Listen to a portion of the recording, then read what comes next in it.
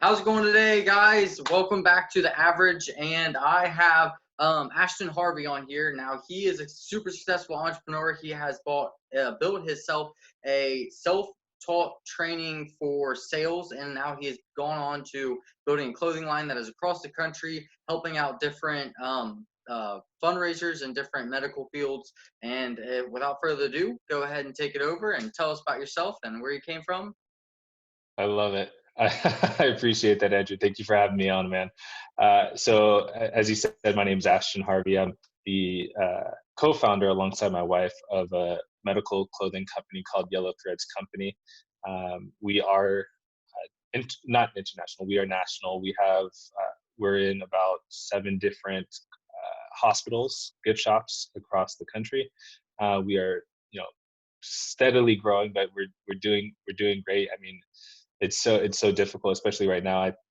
When we're recording this, it's during the coronavirus, so I don't know when this is actually getting launched. But obviously, a lot of people know, or they will know, that a lot of supply chain has been basically halted, and so for us, it's a little bit more difficult. So we, luckily, we went the smart route, and we have jobs, and so we're doing this on the side. So we're not 100% dependent on our company at this point as our main revenue stream. So we're doing all right, and it's just basically trying to figure out how to pivot and wait for things to work out. But yeah, I'm super excited, and like you said, I have my sales strategy program, my Significant Edge sales strategy program that I'm super excited about. At least just to talk a little bit more with you about in your audience and share that Definitely. knowledge. So going back to when you first got started, where were you at before you had your online business and you started that sales coaching and consulting? Where were you when what were you doing then? Yeah, so I got my humble beginnings, getting my foot in the door at a medical device company. I literally was like every other college student, right? I came out of college with a massive amount of debt. I had a lot of consumer debt. I had a nice car. I had, I was doing everything wrong. And I actually had zero sales background. I worked in the restaurant industry. I had extensive knowledge about the restaurant industry and how to be a good server. And so it made it actually very difficult for me to actually get my foot in the door at any kind of sales career, even like ADP. I mean, I applied to so many different jobs before I got the one in medical devices with OSER. And the one thing that saved me was the fact that I actually had a background in kinesiology. And so got my foot in the door there. I rocked it in my job. I went from a $500,000 territory to a $1.2 million territory within a 1.5-year period, closing sales over the phone. Like, these are sales that were, $25,000 to, let's say $50,000 sales. But, obviously the sales cycle for those were longer than a day. These were things that were, in the works and working. So started that, and basically I did so well. They asked me to start training the inside sales team, and I did, and I created a system for myself, which I now call the Significant Edge. I used that training to help boost sales for our inside sales team. I was quickly promoted to an area manager position, where I started doing the same thing. Now I'm closing $1.3 million contracts. Same situations, sales cycles were 6 to 9 months long, but utilizing the same exact techniques to close those types of deals. And I didn't think of myself as an entrepreneur, but my brother-in-law asked me to come out and teach my training to his team, who was in real estate at the time. And I said, yeah, why not? And did that, and it was a great training. And he said, you should be getting paid for this. And that's how this kind of all started. That's great. I love it. So when you were structuring your sales strategy and shifting it through different markets, did you find that it was the same general strategy, or did you have to tweak it and change it per market? One thing that I've found is that sales is always all the same. No matter how you package it, it's no matter how many guru salespeople are out there, they're teaching the exact same thing. One thing that is changing right now, and yes, you do need to pivot when times do change, is people are starting to catch on. There's so many sales gurus out there that like that teach a certain way, and because it's the information's so rampant, people start to catch on to what those sales tactics are. And so right now, actually, there was a system and a methodology that used to work in the past, like, hey, come with enthusiasm, say hey, and this whole idea of scarcity. Hey, you got to jump onto this call in the next 20 minutes or you're going to lose this deal or whatever, and like create that scarcity mindset. People don't fall for that anymore. I mean, some people do, but most people don't, especially like the younger generation. And they think of every salesperson as a scammy person, and I think one of the big things that sales professionals the transition that they need to make right now is figuring out how to add massive value without giving away all of your secrets. Does that make sense? Yeah. Because you don't have a business if you don't have any sales. But one of the strategies that I'm starting to latch onto is what we call value selling, where in essence, what you do is you build the dream, and then you show them the nightmare, basically what they're currently going through, and then you sell them the bridge. And that's kind of like the idea behind value selling, and that's like a simplistic version of what most sales professionals are doing right now. Right now, when you were starting back in phone sales and when you were doing like the phone sales, what year was that? 2015. Okay.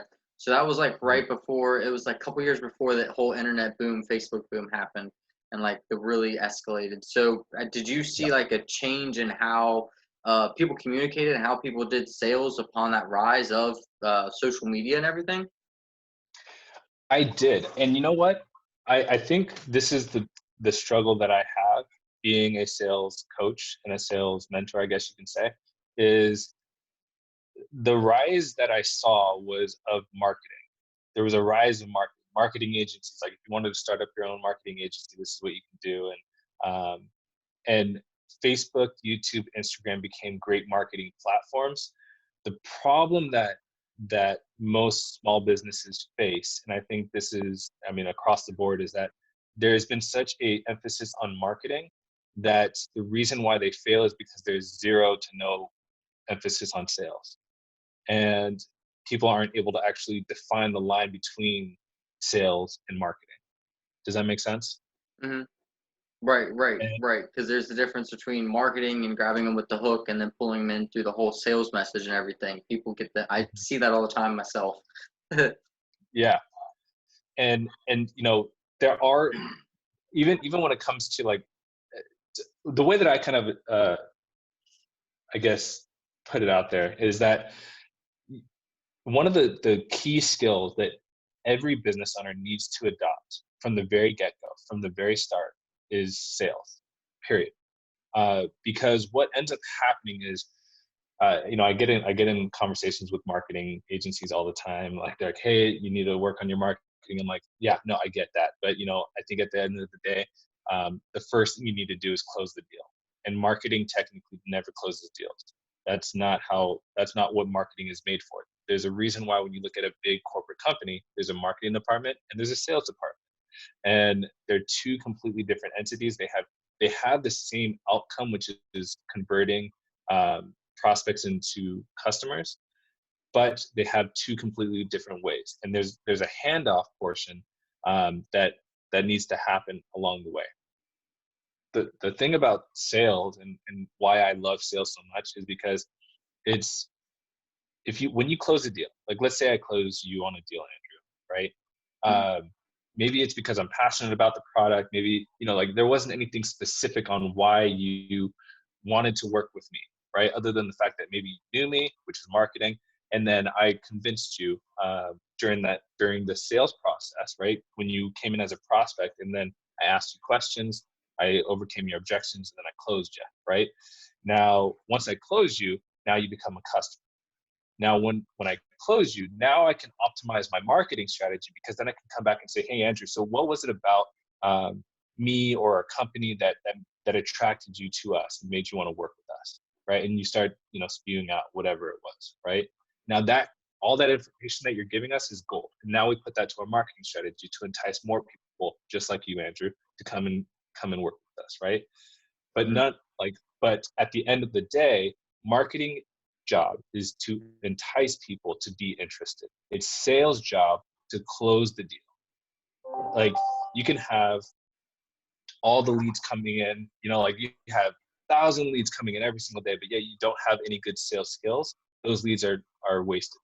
The Right. money that you put in, wasted, because you have no ability to close these people on the deal, right? So that's why when I say, like, sales is super important. And I mean, studies have shown, like, literally studies have shown that and once again, Andrew, I'm sorry, like, this is me No, on you're my fine. I love it.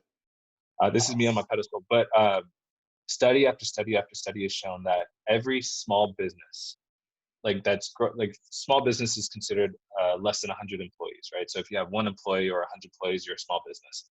Um, their average sales force is about 50% of their team when they first start.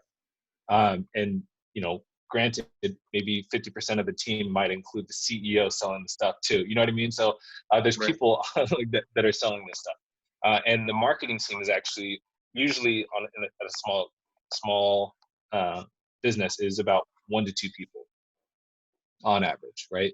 Mhm. But as a company grows and they become a mid-sized company, or they become a enterprise company, actually the amount of sales people diminish. Like this, so the percentage headcount of people that are sales professionals actually diminishes. So it goes from about 50% to what it starts to taper off around 20%. So because the company initiatives are changing.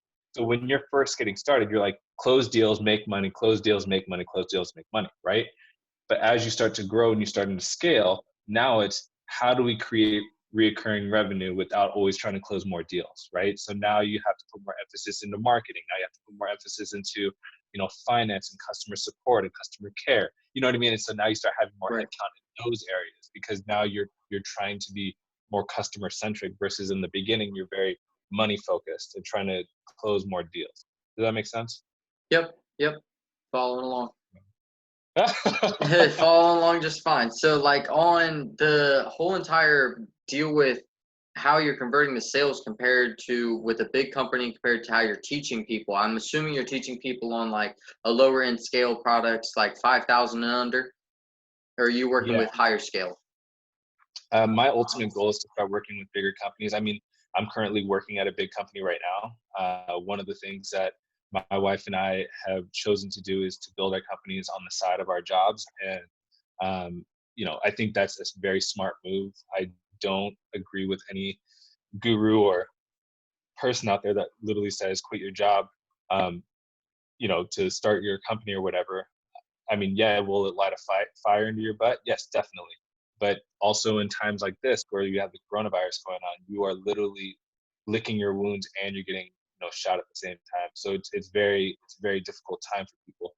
And so, you know, for me, I'm working for a large enterprise company that has over 10,000 employees, and we're a global company. And like I said, I'm training their global sales team, right? Like, I ultimately want to get to a point where I'm actually doing this for a lot of different enterprise companies, but you have to start small, especially where, like, to develop the skill set. And I know for myself, one of the things that I need to develop is the program for where it is now, and continue to develop it to where I want it to be.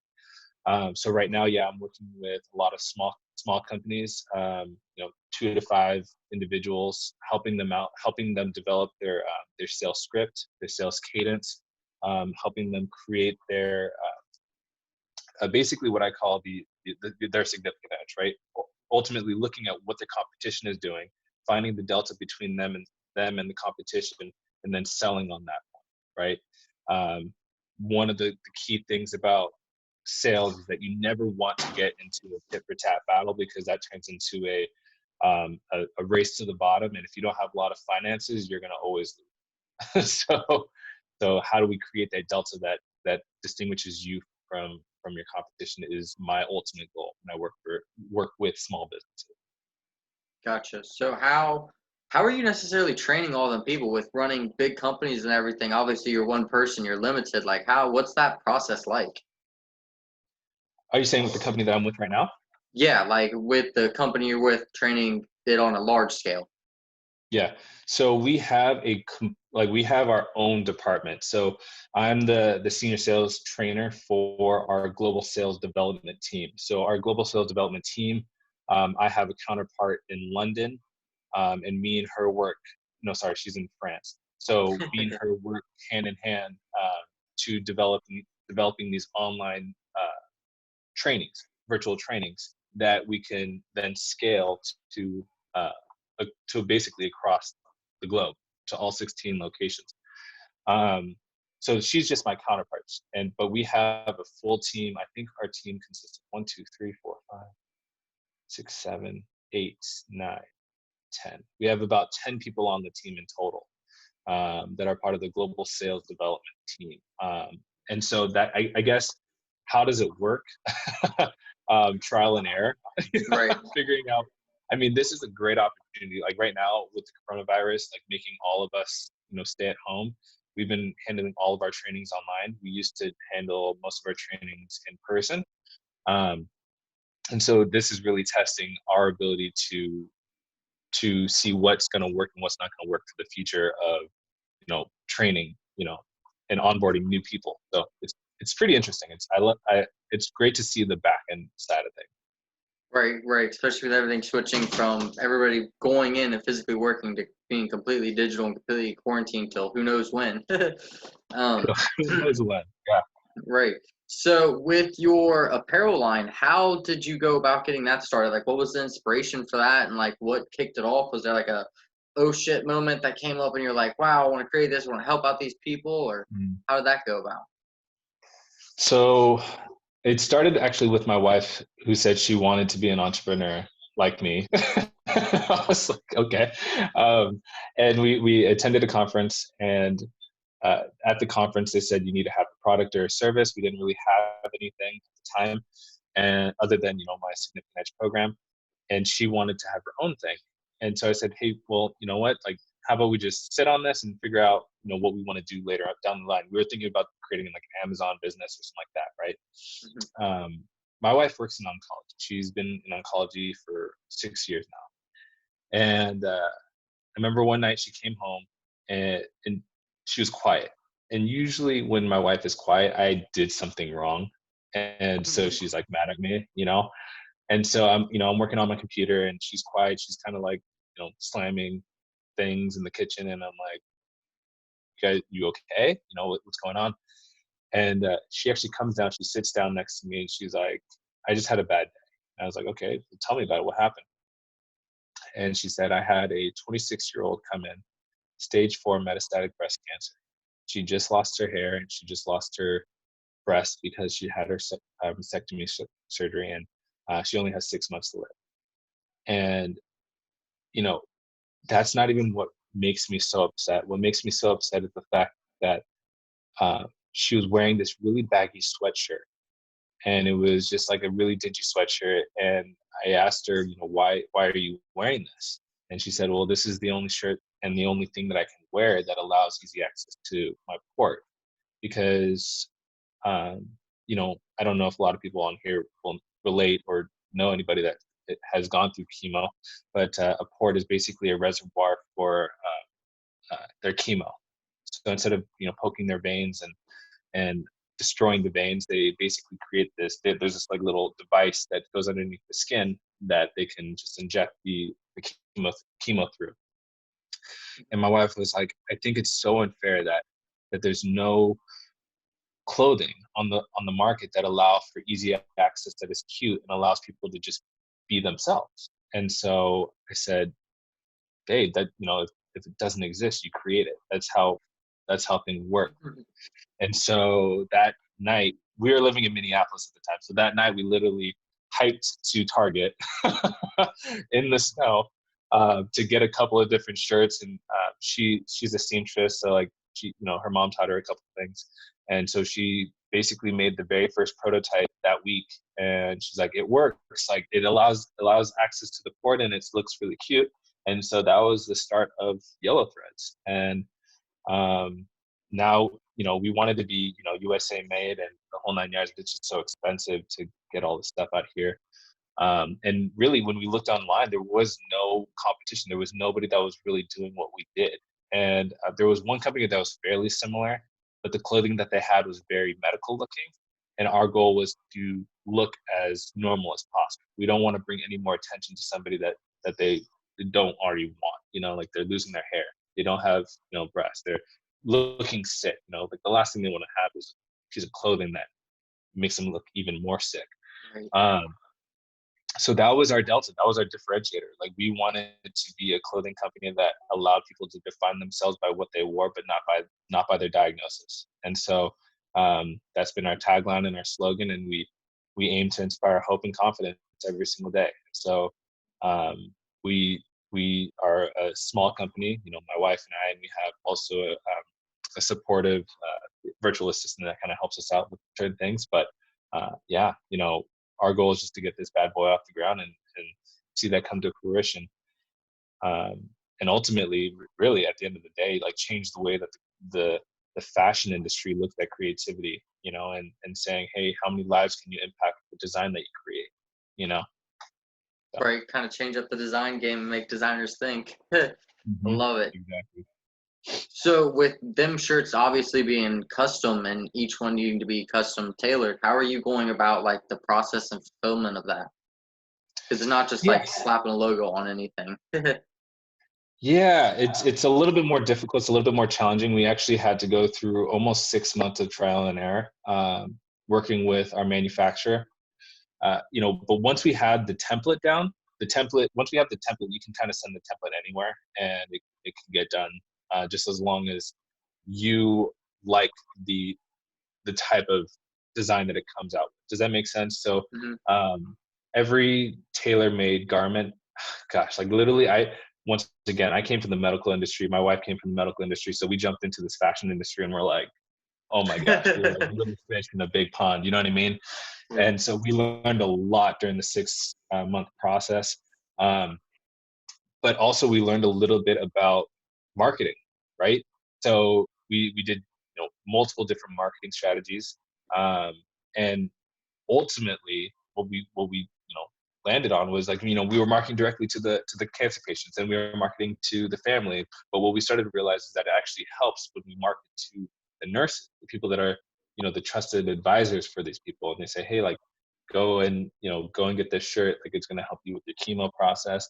And that was what was like the new marketing strategy. It was just going into these nursing conferences and telling them about what we have, and so that they're sharing this stuff with their patient. And now we have free marketing from these nurses, right? Mm-hmm. But back to your original question. It was very difficult jumping into a completely different industry. And I love what Kevin Hart says about that, is like, sometimes you just got to get smacked in the face, and that's the only way to learn. And so really, like, if you, like, for your audience out there, like, if you're thinking about starting something, the biggest inhibitor of progress is perfectionism. So nothing's going to be perfect, nothing's going to be so perfect to the point of where you're going to pull the trigger. You just might as well just get started and get slapped in the face, learn from it, and keep moving, so. Absolutely. That's the only way to ever start a business. Even if you have mentors or coaches or anything, there's always going to be bumps in the road that they can't foresee coming. Right. Exactly. So, It's your life, man. It's your business. absolutely. So how are you going about the marketing for the t-shirt and brand company now? Are you having like a sales funnel or anything like that besides the conferencing and the word of mouth, or did that basically spread it and take it across the country? So the conferences, the nursing conferences, are cross country anyways. So we, being a small company, with my wife and I, we just turn these conferences into a mini vacation for ourselves, as well as we as we kind of travel different places. Luckily, what ended up happening is, we got enough word out there about who we were. And so, nurses would reach out to us and say, hey, can you send us some flyers? Hey, we got a couple of doctors that are on board with having your stuff in the gift shops and the whole 9 yards. And so that's the way that we've been getting into the gift shops. Now, in regards to, kind of branching this out into the public, we're at a crossroads right now when it comes to marketing. Right now, we're at a point where, do we allow people to buy these shirts for themselves in solidarity, of people who are going through it? And, if that is the case, like, what's the price point that people are willing to pay for a shirt like this, for, like, just to show solidarity? So we've come up with a couple of different strategies. I mean, we've come up with the Tom's model, where, buy one, give one kind of situation. And, that's one way of showing solidarity, and that a shirt's going to somebody else. Since we manufacture it here in the States, it's a little bit more expensive. So that model is not very profitable in the long run if we decide to continue to manufacture in the States. Now what we're kind of starting to develop is a funnel style marketing plan, where we have branded t-shirts, so like swag and things like that, for both men and women who may not be going through chemotherapy, but they can buy a shirt, and also the proceeds from the shirt go to giving away a port access top. Ultimately, that's what we want to get to. We want to get to a level where the brand itself allows us to support and give back to the cancer community. We want to be able to, we just have a women's line right now, but we want to delve into kids and men and things like that. And really, when you think about it, cancer patients are paying upwards of $100,000 for their chemo treatment, and to ask them for an additional $25 to $30 to buy this shirt, they're probably not going to do it, nor should they have to. I don't think that they need to or have to.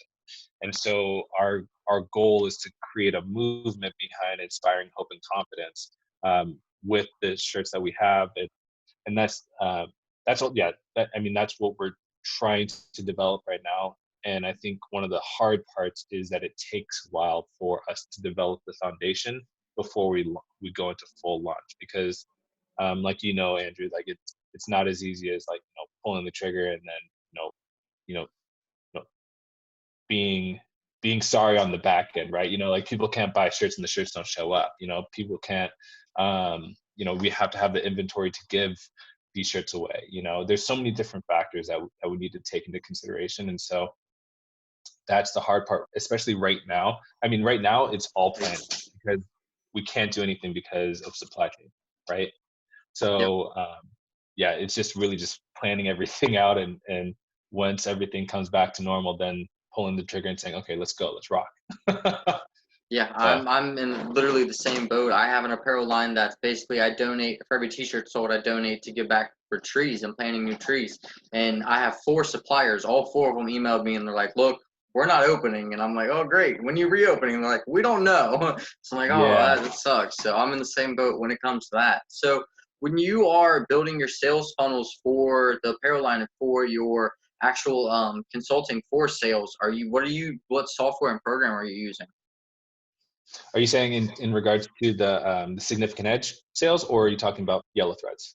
Both of them. So what process builder are you building that on when it comes to your lead generation, your sales pages and things like that? Right. So right now, with Yellow Threads, it's pure organic. So we don't have anything in play right now other than to funnel people to the website. So if anybody has any questions or anything like that, it's very much us, organic marketing. There's no funnels. There's no click here, do this, or sponsor this, sponsor that. We don't have any of that up yet, because we're not at that level. We have to be very cautious, because everything is come to a standstill. So there was a lot of things that we had in play that we were really excited about, but everything has kind of been iced at this point. So really, at the end, for us right now in this moment, it's all about organic marketing, letting people know that we still are around. If people want to buy a shirt, they can go to our website. and that's really where it's all at right now. So no new clients, because most of our marketing is going straight to, like, let's say email marketing, because we have like a massive list of nurses that we can just send out and just say, hey, uh, let your customers, let your patients know about this deal that's going on or whatever. You know what I mean? So, Mhm. and then for significant edge, I'm trying to do it a little bit different. It's a little bit more hand holding and a lot more time intensive. But I feel like there's just so many people that are just going after the credit card versus actually wanting to help people, which is really difficult. I mean, I've invested over 100,000, oh gosh, 100,000 plus, like not even 100,000, way more than that, into my own personal education. That, on books and seminars. I mean, books that stay on a shelf that I never pick up. Programs that I bought that I only went into twice and only got maybe 25% of the way through. And so one of the ways that I'm really kind of trying to inhibit that is I'm trying to be a lot more personal with my trainings. So not everybody's going to get my trainings. Only a few select people that I deem qualified can buy my program and buy my time, buy my services. I have different aspects. Yes, is it not scalable at this point? Definitely. There's no way this is a scalable model, right? Um, but I know for a fact that it's not about just creating scalability, because then you'll just get into a habit of, uh, how do I say it, of trying to consistently sell people all the time, and trying to find new ways to scam them out of their money or whatever, right? And I feel that every big sales corporation, when you look at like Brian Tracy or, um, gosh, there's so many different types of sales organizations like that are corporate, right?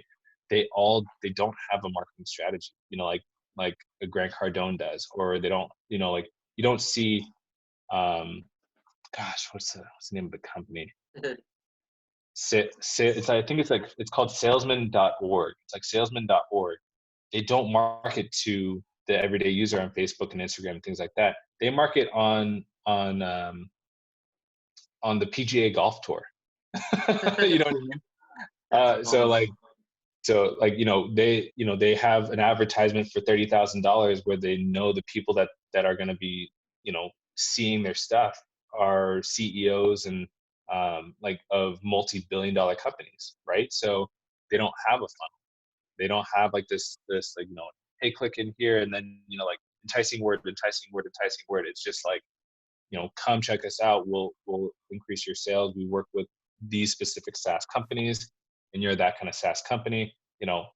Like, hire us. That goes back to what I talked about in the very beginning: value selling. If you want to close a $1.3 million contract, it's not going to happen over the phone. If like, it can happen, but it's not going to happen in one sales call. Right, right. Trying to peel $1.3 million away from somebody is going to take some time. Um, but can I maybe peel somebody away from a $2,500 contract? Yeah, definitely. Like, that's a whole lot easier. And so my goal is to up level people's businesses. So if they are playing small, playing in the $2,500 a deal game, I don't want to work with you. I mean, it's not worth my time. And really, what I want to help you do is actually close 5-figure deals that are in the $50,000-$60,000 range, which may take a little bit more time, but at the end of the day, you'll close the deal. you know and it gets you to a million, like, it gets you to 6 figures and 7 figures much quicker than trying to close you know 50,000 people at a $2,500 deal. Does that make sense? Right. Yeah, the dumb numbers game is on your side in that aspect of it. So when you are focusing on the higher end ticket sales, is there more of like a system that's going through where, yes, there's a bunch of different parts that you are hands on, but majority of it is walking the customer or the client through like a process? Or is it like all hands on at all times, you're guiding them by yourself, if that Yes, makes sense? it's definitely, that's a really good question. So, there's what we call the value selling technique, right? And when you're talking about value selling, it's multi-touch, and you have multiple different people involved in this process. It might be the sales professional, it might be your technical guy, it might be your customer service rep, multiple people touching this person. And so the way that value selling basically works is you want to find as much information as you possibly can about, like I said before, where they're currently at. What is the current situation that they find themselves? And being able to ask those questions. And that comes with becoming a better sales professional. So many people don't realize that the person in control of the conversation is the one asking the question. Mm-hmm. Period. So if you are able to control the conversation, ask deeper questions, go 5 levels deep, right? Beyond just, it's too pricey. Okay, so why, what kind of budget do you guys currently have right now? We're working with $35,000. All right, where is that currently getting allocated? Perfect, awesome. And you delve deep. So as of right now, why is the budget only at 35,000, and why is it not more? Right? And they're like, well, just our finances aren't that way right now. Okay, so if we can get your finances up to the point of where you can actually allocate more money to it, would you be willing to invest this time through? You see what I'm saying? So Mm-hmm. it's all about delving deeper, finding truly what the core system is, or the core problem that they're facing is, and then offering a solution.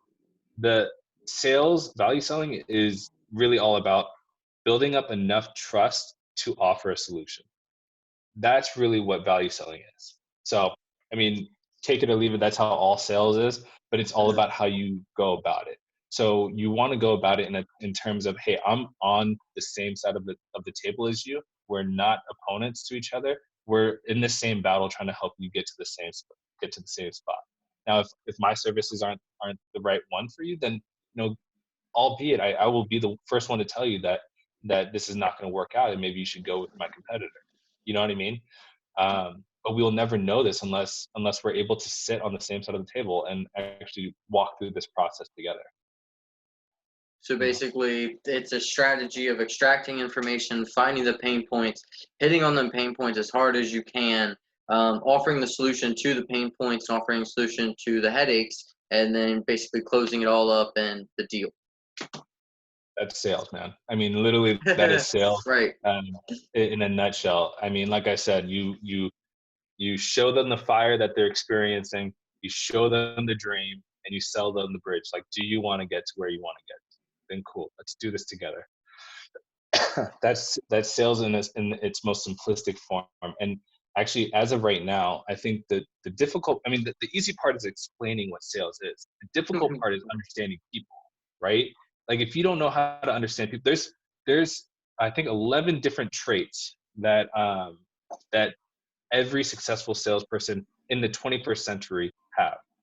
One of them being able to read people, right? Read the signs and understand who they are. What was I going to tell you? That one of the other things, just in regards to just the sales process in itself, um, if you feel, and I think this is the hard part, and I have to tell our sales team this all the time. They always feel like they're interrupting somebody's day when they're calling them. You know what I mean? They're like, oh my gosh, I'm a hindrance on them or whatever. And I'm like, think of it this way. All right. If you never called them and they had an issue, and that issue comes up again, right? They're having a worse off week or year or whatever it is. You have a solution that can actually support them. The only reason the only reason why you personally feel like a sleazy salesperson is because you don't believe in the product. If you don't believe in the product, I don't think you should sell the product, right? But if you honestly in your heart know that this product can help these people, then you should never feel like a sleazy salesperson ever, right? Because you're not disrupting their day. You're making their year. You're literally going to make their year just by calling them and asking them how everything is going within the company. You see what I'm saying? It's a different mindset shift that you have to have with um, when you are in sales, is that you are not selling jack stuff until the very end when you're asking for the business. You see what I'm saying? Mm-hmm. Yeah, definitely see what you're saying. Now, on the sales themselves, are they like, is it scripted to a degree with small customizations? Like you teach people how to go through small customizations per client, or is it something where it's just like kind of off the fly? It depends, and that's a good question, and it really depends on who you're talking to and who you're selling to, right? If you're selling to a VP of finance or a VP of technology, or if you're in a SaaS, like a software as a service company, you better be prepared for that call. You know what I mean? Like, there's no customization whatsoever that you can possibly do um, when you're talking to a specific person. A great example is, like, let's say Southwest. They're a massive company, right? And I want to talk to the VP of tech. Do you think a script is going to work with that guy? Definitely not.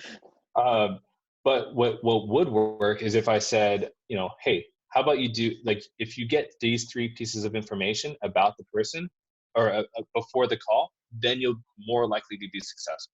First piece of information: understand what the persona is.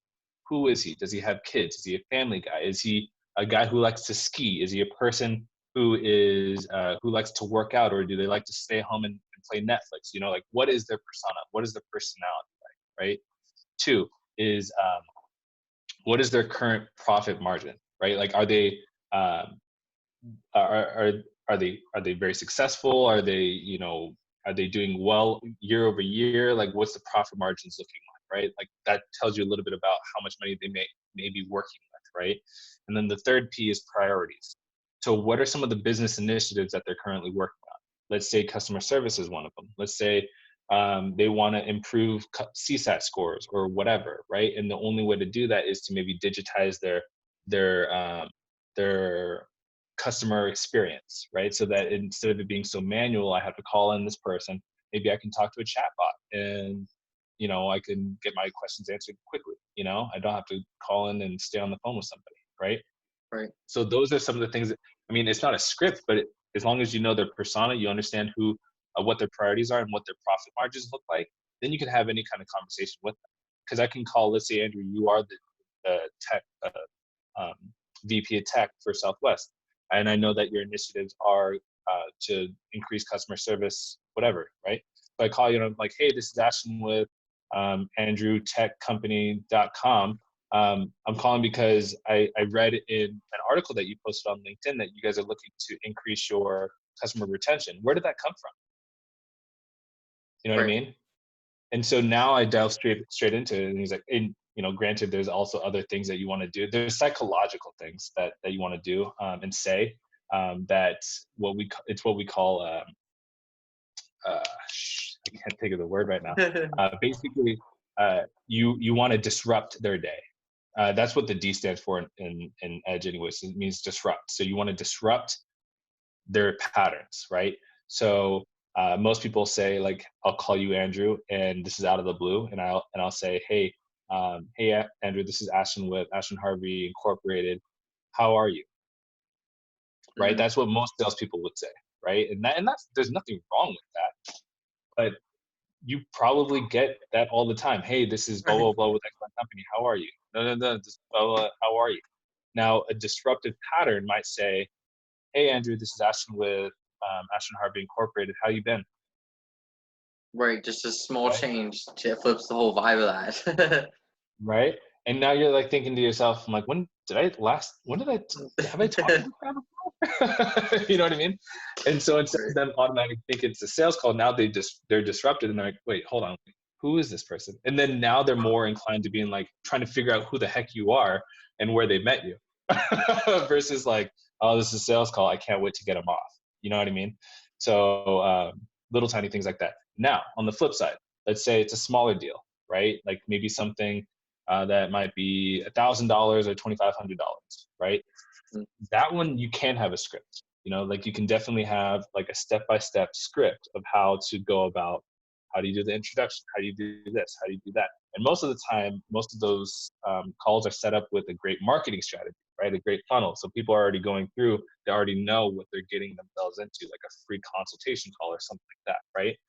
Mm. I'll just say service-based businesses like coaches and consultants and personal trainers, people like that, right? They can close a deal on the phone in one call with the script, with the well-written script. So it there's a fine line. It's like figuring out who you're talking to, what, and just know it. The higher you go within a company, if you're talking to a corporation, the less impactful a script is. Right, makes sense. Definitely makes sense because they're probably getting hit with 10,000 scripts a day, and you got to make sure you got to get through that wall of everything. Exactly. So, what are like some psychology things that you teach inside of your course and everything? Like, is there certain strategies that you go through that are similar, or is there like a certain process that you take people through? Honestly, so there, there's three different offerings that I offer for the Significant Edge. So there's the subscription model, which basically every other week, I send you a training video.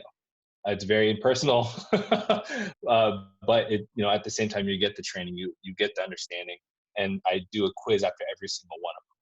So not like one of the problems with most business professionals and business owners is that they get a lot of input. There's a lot of information. There's a lot of videos you can go look at. There's a lot of seminars you can attend, books you can read, all these different things, and that's a lot of input. The one thing that they lack is the output, and it's when you share your information. Like, I'm sharing this information with you, I'm learning it as I'm sharing it. Does that make sense? And it starts to become ingrained. And most people will input without actually creating any output. So what I do is I actually have a quiz after every single video that I send, so that you can at least initiate that output. Like, what did you learn? You know what I mean? Did you learn anything, or did you space out for 15 minutes? So I have that, and it's that's $10 a month, so it's not even that crazy. And then I have my Significant Edge Academy, which is an in-person, basically half training, half masterminding session, which is, I think, one of the most beneficial things is the mastermind. What I feel so cheated when I go into a quote unquote mastermind and it's just some dude doing a training. I'm like, you have just painted what a mastermind truly is. And so I have a training in the front, and I'm very open about this. I'm like, I have a training in the front end, and then we do a masterminding on the back end. And it's only open to 25 people, right? And these are all individuals that have gone through a certain process before they're able to even apply for the Significant Edge Academy. And then I have my one-on-one training. So to get back to what you were saying about psychology, do I teach psychology? Do I teach the tricks? I teach the tricks during all three processes. Like everything that I know, I share as much as I possibly can. So I do it during the $10 a month subscription. I do it during the Significant Edge Academy. I do it during my one-on-one. And I guess, there's so many different psychological things that people can become better at reading people. One book that I love, and it's my Bible, is called How to Win Friends and Influence People. Like, that book was the first book that I started with in sales. And, I think that it's really like the base foundation of what you need to know to be a good person overall. But I'll share with you two things that I teach, if that's okay. Yeah, for sure. I'd love it. So one thing I'll teach you, sequence matters. I'll say this: sequence and how you say things matters so much. When it comes to offering a price, right? So let's say I'm pitching you, right? And I start off by saying, yeah, Andrew, I'm really excited to hopefully be moving forward with you. We have a plethora of different options that you can possibly choose from. We start as low as $49, and we go the next bracket up, which is $500, and then the next one up is $15,000, and then after that, $50,000, right? Now, what that typically does in somebody's mind is they're like, my gosh, like, it was $25, and and then there's this big number, right? I feel almost cheated because I'm like, I want all that stuff, but at the same time, like, I can only afford maybe the $500 thing, right? Versus, and what this is called is anchoring, right? So which number do you anchor first is like the key aspect of sales, right? So, or I can go the opposite way, right? Sequence. How do I go? How do I go about it? Or I can anchor the high number, right? My services cost $50,000. But for today, I understand that, maybe you can't afford the $50,000. I have great programs that are also $15,000. I have another program that's $500, and then I have a subscription model which is $25, right? So now you're like, oh, okay, like you're anchored at the, wow, this guy's $50,000. Oh, and he has these other programs that I can possibly choose from to hitting my like to getting what I need or whatever, right? And Mhm. so it's a different it's a different psychology for people. It's so weird. And even when it comes to sales calls, like if you're jumping on the call, you never want to anchor, like if I'm negotiating a price with you, you never want to negotiate off like the lowest you can go because you're afraid that they're not going to be able to make that price, right? Like let's Mhm. say the highest I can the product costs $25,000. The lowest I could possibly go on selling this product is $20,000, and I'm feeling like Andrew's not going to be able to pay even $20,000, right? So now I'm gonna start it. I'm like, okay, well the offer is $20,000, and it was initially 25,000, but I gave you a discount of $5,000 right off the bat because I really like who you are, this and the other. Now, guess what price you're going to negotiate The 20, which is the lower, right? on, right? So what I try to teach you is you want to anchor the 25,000 price. So if somebody comes at you and says, hey, like how much is this? You just say $25,000. Mhm. Oh, I don't know, like that's a lot of money. I wish I can do that. And what that is, it's an objection. Like when Mhm. they're like, instead of that, like I always say this: be thankful for an objection because it's way better than a no. Absolutely. I'll take a yes. I'll take a maybe. I will not take a no. Like a no, I think that sucks. And so this is kind of branching into my next one, which is overcoming objections, right? So if you anchor the price at $25,000, right, and you can go as low as 20,000, now you're like, okay, so what does your budget look like? Well, I mean, I can possibly do 15,000. Like, okay, well, I know that I can't do 15,000, but I can definitely work with it.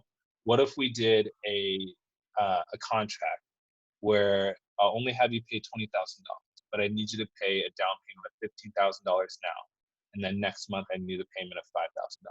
Would you be able to do something like Mhm. that, right? So what you're doing is you're offering another suggestion versus just like $25,000, and you figured out where they're at. You know, um, there's a system that I call BVIRE, or you can just stay with VIRE if you want, and it's always like when in case of a fire, BVIRE, right? And VIRE is a good way to overcome any objection. And this is something that I teach, and I learned it from my mentor, but I looked online and tried to figure out where he got it. He came up with this somewhere. So Chris Christopherson, thank you for this. I do appreciate it. Um, but basically, VIRE is, or BVIRE is a systematic approach to overcoming any kind of objection. So let's say Andrew said price is an issue. The first thing you want to do is when somebody shows um, any kind of objection towards you, is you want to breathe. Take a second, take a pause. You don't need to jump down their throat right away. You can pause for 2 to 3 seconds. I always say just enough time for them to ponder, and then but not enough time for them to leave the conversation. You know what I mean? Mhm. Right. So take a breath. The next step is you want to which is engage. So now you want to say, okay, or I understand. And I understand kind of correlates with V, which is um, validate. So you want to validate their objection, right? Mhm. So like, I think this is way too much. I completely understand. And this is important. Most salespeople will say this, and it will literally ruin the sale. Remember what I said before, where I talked about wanting to be on the same side of the table as your prospect, right? You're doing this together. This is a team effort. Mhm. Um, if I were to say this to you, and this is where, and I will have a point after this. If I were to say, Andrew, I think you're a great guy. You're really great. Honestly, the way that you interview is so um, uh, inquisitive, and you ask really great questions. But at the same time, I do want to make sure that we're, we're staying on track with the talk points, and I think that we can improve here, right? Mhm. How do you feel when I say that? Definitely put yourself on my side, not as like a pushy sales guy or like saying, "Oh wow, dude, you did this wrong. Redo it this way." You're like you're coming over on my side, saying, "I get where you're coming from. I see where you're coming from. Now let me show you how to do it a little bit better from my perspective." So it definitely puts you on the side of the customer. So actually, the funny thing is, you said something that was different from what I said, and I think it's because I put you in a state of mind that was different. So um, the word that you used was and is a very powerful transition word. It's a word that continues on with what you were previously saying. Mhm. What I had said was but is a stop word because it's stopping everything that I said before, and now whatever I say next is completely different from what I was saying before. So, a prime example, Andrew, you're a great interviewer. I think that you're amazing. I'm really glad that we were able to have this time. But at the same time, I want to make sure that we're staying on track and this that, and the other. Most people psychologically will forget everything that was said in the front, on the front end of the butt. Because when I say, like, if I say good things, good things, good things, good things, and then I say, but, I'm like, whoa, what's happening next? Right? Right, right. All Now the good's gone. Now they're looking for that negative. now they're looking for something else. Like, I was hearing good things. Am I going to hear good things on the next end, or am I going to hear bad things? Right? Now, if I were to say, and if I were to replace but with and, right? So I say, hey, Andrew, I think you're a great interviewer. I think at the end of the day, you ask really great questions that are inquisitive. And you know what? I want to make sure that, we continue on with this path. And I have a couple of suggestions that I think would, keep us on track with our talk pattern, Mhm. right? That's a completely different from just changing that one syllable out and just completely changes that whole entire sentence. It to put you on a offensive side compared to a defensive side. Exactly. And so, and most people just say but because it's just natural. It just comes natural, and they're just like, but, blah, blah, blah, blah. I'm like, get rid of the word but. It is worth what it is, nothing. And so if you replace the word and, you now are able to actually be on the same side of the table as them. Now, in regards to validate, when you validate, you want to make sure that you stay on the same side of the table as them when you agree with them. Like, I understand. If I were to say I understand, but, right, they're thinking, okay, he's not on the same side of the table, Right. right? So if I say I understand, and I want to make sure that we're on the same page and we can clarify as much as we possibly can, what is it okay if I ask you a couple of questions just in regards to what you really mean by it's just too expensive, right? And Mhm. so now we can clarify, now we can delve deeper, now we can get into the next step, which which is investigate. Now you get to investigate into why they said what they said, because most of the time when you get an objection, it just means they have lack of clarity. And so the first objection that comes out of their mouth is typically not the true underlying meaning of why they objected in the first place. And so now, as you investigate, you just ask why 5 times. You're just like, so why did you say that the price is too much? Blah, blah, blah, blah. Okay, so what does that project look, or like, what does that budget look like if that's what the case is? But you just want to delve deep, at least 5 levels, right? Mhm. Everything that the person is saying, everything that that prospect is saying is gold. It is like, and you write it down, you do whatever you need to do to remember that, because the next step in the process is called reiterate. So let's just say, Andrew, you said, the budget was just too much. As of right now, we're actually cutting back. Our budget's $35,000, and really, at the end of the day, we already have a current system that we're using right now that is working okay, right? Mhm.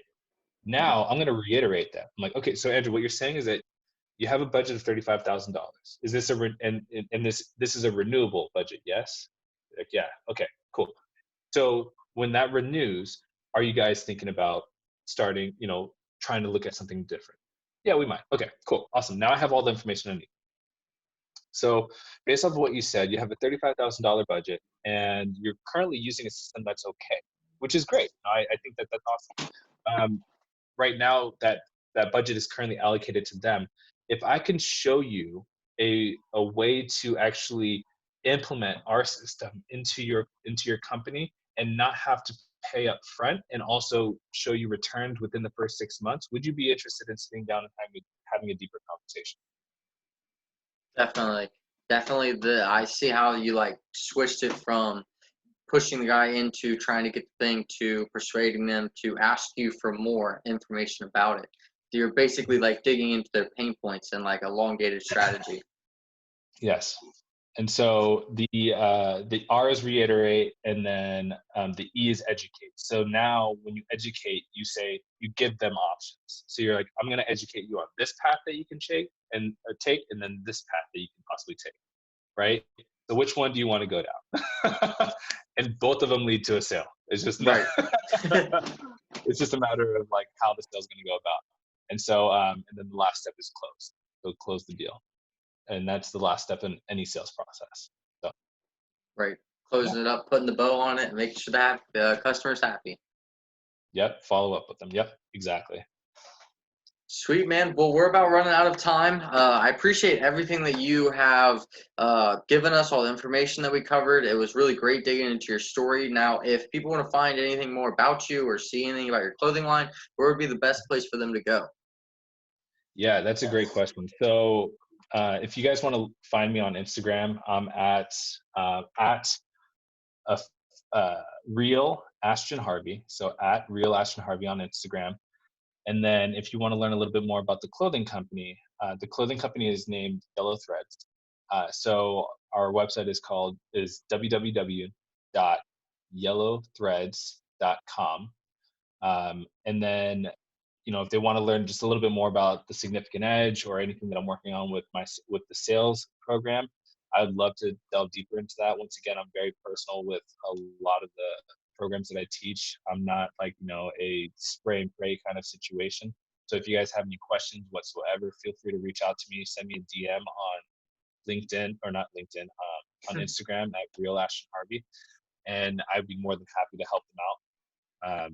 And yeah, man, I'm really excited to just be on this podcast. This is really exciting. Definitely. Well, I appreciate everything that you've given us, and I thank you for hopping on here. And I'll go ahead and close out. And I appreciate everything you've done. You have a wonderful day. You too, man. Thank you. See ya.